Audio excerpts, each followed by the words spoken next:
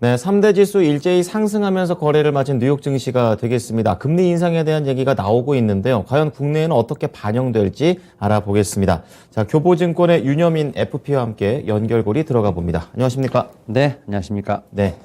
자, 첫 번째 주제부터 체크를 해 보겠습니다. 주제 보여주시죠. 이거 오늘 중요했습니다. 바이든 대통령의 첫 번째 국정 연설이 있었었는데, 네. 딱 키워드만 뽑아보셨네요. 우크라이나, 인플레이션, 산업 측면을 주목하자. 이렇게 얘기를 해주셨습니다. 볼게요. 일단 뭐 우크라이나 사태는 어쨌든 뭐 계속해서 좀 주목을 해봐야 될 것 같은데 네. 일단 바이든 대통령도 확실히 이제 우크라이나 관련돼서 좀 이제 못을 박았죠. 이제 푸틴의 전쟁은 어떻게 보면 사전에 좀 계획이 된 거고 네. 좀 정당화될 수 없는 것이라고 얘기를 했고 뭐 나토라든지 서방이 이제 확실하게 네. 대응을 해주겠다라고 좀 얘기를 해주고 있습니다. 자기 편 만들기에 좀 힘을 쏟고 있더라고요. 네, 그래서 이제 우리는 뭐 준비가 되어 있다라고 하면서 이제 결국은 이제 푸틴을 제외한 네. 모든 서방 국가들은 이제 우리의 편이다라고 좀 얘기를 하고 있는 상황입니다. 이에 네. 따라서 여러 가지 좀 제재를 할 것으로 보이고 있는데 일단은 첫 번째로 가장 이제 뭐 경제적인 어떤 정치적인 걸 떠나서 이제 러시아가 고립될 수밖에 없지 않느냐라는 분분이 있는 것 같아요. 그러니까 자유 세계가 분명히 책임을 물을 것이다라고 얘기를 하고 있고, 네. 그다음에 이제 관련돼서 사실은 이제 러시아의 어떤 푸틴뿐만 아니라 네. 주요 부유층이라고 할 수 있는 이제 그런 사람들에 대한 경제적인 제재가 지금 확실히 들어갈 것 같아요. 뭐 네. 집권층에 대한 뭐 요트라든지 저택 같은 어떤 이런 부당 이익 같은 경우는 다 대부분 압류할 것으로 보이고 있고 또 이제 우크라이나 쪽에 안보라든지 또 네. 외교, 뭐 경제적인 좀 인도를 좀 약속을 했습니다. 다만 이제 미국이 이제 세계 제3차 대전으로 이제 확전되는 거는 좀 막으려고 하는 느낌은 좀 있는 것 같아요. 그래서 자기네들이 파병을 안 하니까. 네, 참전을 하진 않겠다라고 얘기했지만 서쪽으로 더 이동을 하게 되면 이제 방어 정도는 할 것이라 보이고 있고, 네, 그리고 이제 뭐 미국 같은 경우는 이제 러시아 항공기 이제 미국 영공에 이제 어떻게 보면 이제 진입을 금지한다라는 쪽이 있었고 또 이제 좀 인상적이었던 건 네. 중국에 대해서 한마디 했죠.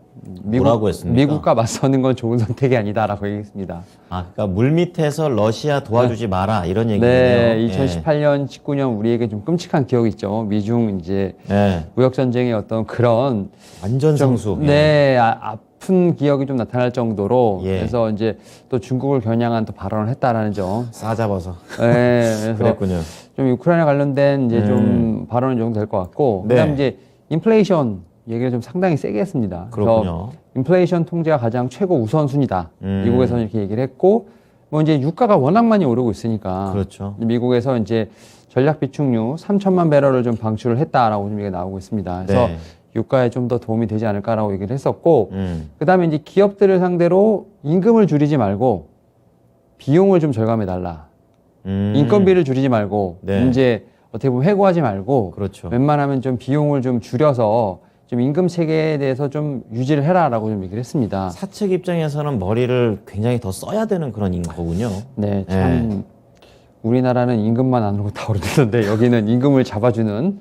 그러게요. 네. 바람직합니다. 네, 예. 그리고 이제 해외 공급망을 좀 국내 생산으로 돌리게끔 해서 미국으로요? 네, 좀 공급을 확대를 하고 생산 능력을 향상시키게 되면 결국 사람이 더 필요하지 않겠습니까? 그렇죠. 네, 예. 그런 식으로 해서 생태계를 좀 조성하면서 인플레이션에 대한 얘기를 좀 상당히 크게 했습니다. 그래서 지금 인플레이션 같은 경우는 뭐 연준뿐만 아니라 지금 대통령은 상당히 좀 머리가 아픈 상황이다 말씀드릴 수 있을 것 같고, 네. 사실 이제 마지막으로 봐야 될 게 이제 제가 볼 때 이제 주요 증시에서 좀 어떤 키포인트가 되지 않을까 좀 생각을 하고 있는데, 어떤 겁니까? 일단 미국에서 더 많은 자동차 반도체를 만들자. 네. 이건 국내 증시한테는 악재 아닙니까?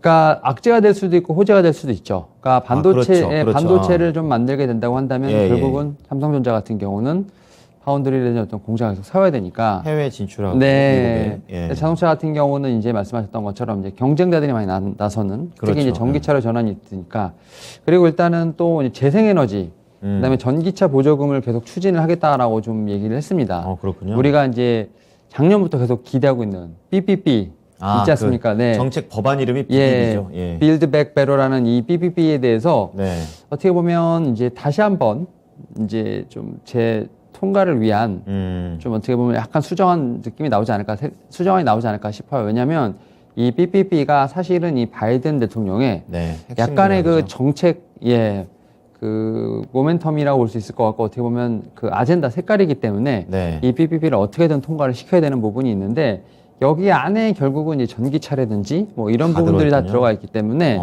결국은 이제 블루웨이브가 신재생 에너지를 밀었던 좀 그러한 측면에서 지금 PPP에 대한 부분이 상당히 다시 또 주목을 받지 않을까라는 네. 생각을 하고 있고, 예. 사실 그 조맨친 그 의원도 상당히 좀 딴지를 걸었습니다만, 그 그린 산업 그 세금 감면에 대해서는 사실은 이제 조맨친 그 사람이 야당이에요?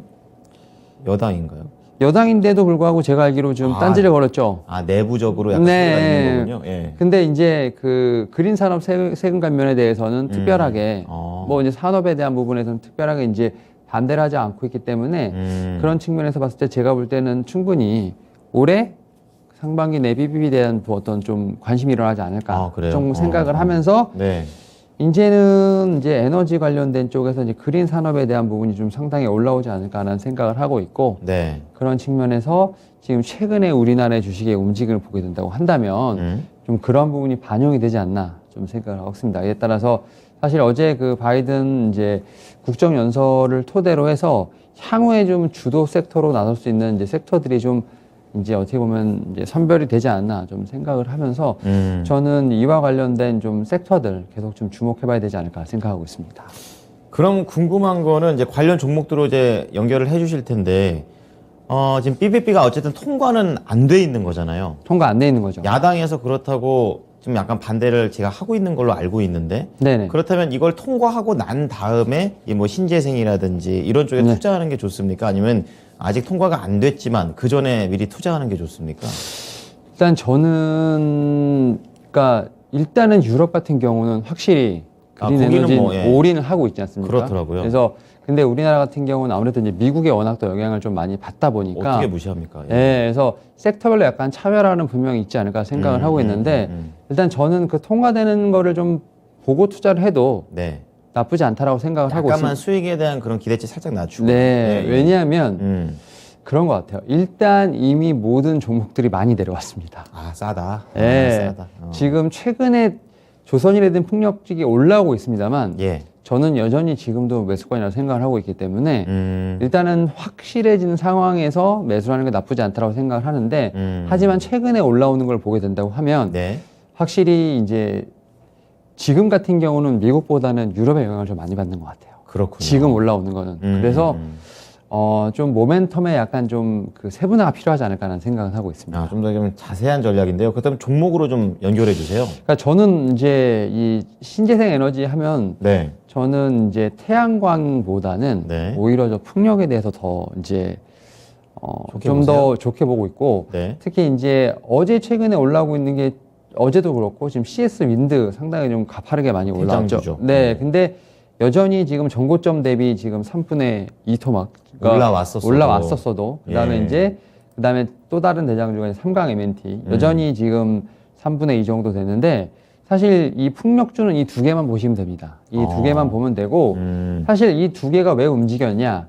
지금 독일이 좀 큰일이 났거든요. 그렇군요. 독일이 전기 생산의 대부분을 화력 발전소로 하는데 아직도요. 네, 화력이 커요. 근데 예. 이제 화력하지 말라고 하잖아요. 그러니까 그럼 그래서 천연가스를 많이 들여온 거잖아요. 근데 그것도 안 되니까 그렇죠. 두 번째가 풍력입니다. 바로 신재생. 네, 그래서 독일은 이 풍력에 목숨을 걸었습니다. 그럴 수밖에 그런데다가 없겠네요. 풍력 같은 경우는 이제 좀 새로운 분야가 열린 게 해상 풍력, 바다에다가 네. 그렇게 된다고 하면 타워를 세우고 밑에 구조물을 받칠 수 있는 게 필요하다 보니까 그렇죠. 예. 이 두 종목이 대장주라고 생각을 하시면 될 것 같고 예. 풍력은 뭐 여러 가지 종목이 있겠죠. 중소형주 있겠습니다만 딱 이 두 개만 보시면 됩니다. 깔끔하게 네, 두 딱 가지 두 개만 종목으로. 보시면 됩니다. 네. 예. 자, 풍력 쪽에 포인트를 맞추셨습니다. 참고해 보시고요. 두 번째 주제 보겠습니다. 보여주시죠. 세일즈포스닷컴 실적이 진짜 잘 나왔던 걸로 알고 있는데 올해 가이던스까지 상향 조정하고 있다. 4분기 실적 좋고 그리고 앞으로에 대한 실적까지 좋으면 시장 뭐 등락과 상관없는 그런 흐름을 보여주는 것 같습니다. 자세하게 들어볼게요. 예, 사실 이제 CRM 쪽이 어떻게 보면 이제 고객 관리 그렇죠. 있지 않습니까? 고객 관리 시스템이고 사실 IT 소프트웨어. 예, 네. 어떻게 보면은 좀 생소했던 개념인데 이제는 그 CRM을 지금 쓰는 회사들 그다음에 섹터가 좀 상당히 많이 나오고 있죠. 뭐 그렇죠. 이제 사실 뭐 식음료, 제조, 서비스, 교육, 뭐 IT 뭐 가릴 것 없이 네. 다 쓰잖아요. 뭔가 지금 물건을 파는 데서. 네, 다 나오고 있고 예. 사실 이제 이 동사의 좀 차별화된 전략 중에 하나가 기업은 더 나은 세상을 만들기 위한 가장 강력한 플랫폼. 그러니까 이제 플랫폼 방점을 찍은 상황인데 그렇군요.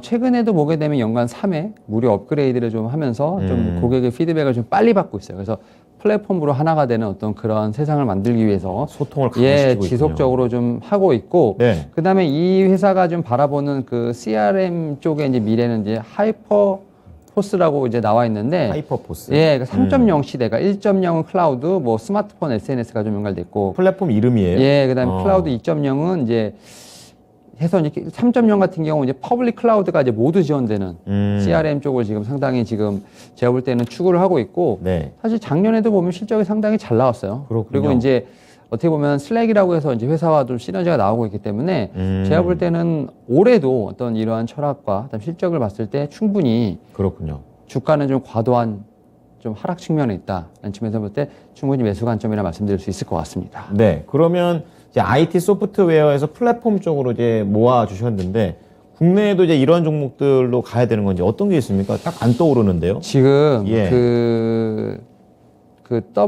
MWC 2022가 지금 열리고 있지 않습니까? 모바일 월드 콩그레스. 예, 지금 사실 별로 이렇게 지금 주목이 안 되고 있는데. 뭐 하고는 있죠. 네. 맞아요. 거기서 지금 통신사들, 네. KT 같은 경우는 확실하게 지금 클라우드에 관련돼서 지금 데이터 시장에서 기존 1위 사업자가 되기 위한 좀 포부를 밝혔습니다. 그렇군요. 그래서 거기서 아마존 웹 서비스와 지금 계속 회의를 하면서 제가 볼 때는 좀 클라우드 협력 사업을 좀 지속을 하고 있다는 점. 클라우드. 말씀드릴 수 있을 것 같고. 예.